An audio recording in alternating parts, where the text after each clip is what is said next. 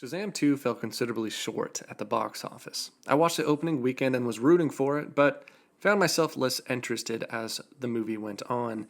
If I had to give it a grade, a D plus is what I'd give it, and that may be too kind, but I think I can fix it in 3 steps. First, I start by getting Zachary Levi and Asher Angel in a room together with the writers and decide if Shazam is a maturing teenager or a joke of a hero. The movie couldn't seem to make up its mind on if we're supposed to take Shazam seriously, aka Billy Batson.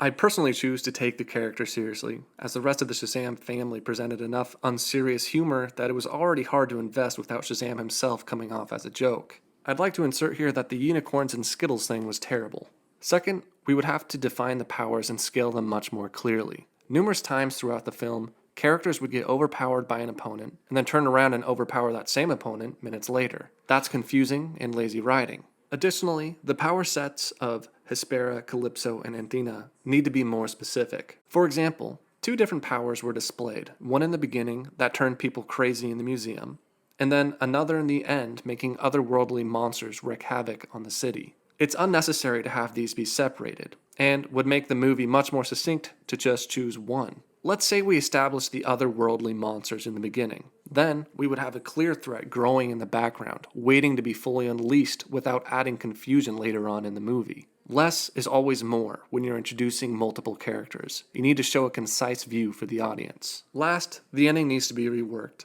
I'm tired of heroes winning by technicality. It's often cheap and gimmicky, which I felt was true about using the staff in the end. I prefer we use the setup given to us, with the dome and Billy being trapped inside, as a means to finish his leadership journey. Billy had been pushing his family to be united and invested in their new roles as superheroes. He felt the weight of becoming their unelected leader. It would have been very fulfilling to see him show his family and the city that he is the genuine article when it comes to standing up against evil, by going head-to-head in a bare-knuckle, drag-out fight with Calypso and her dragon.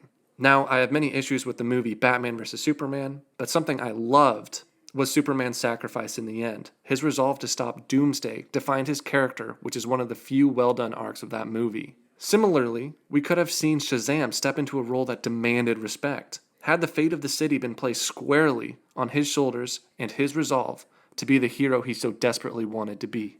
And that's 3. Let me know what you think, or maybe you change something else yourself.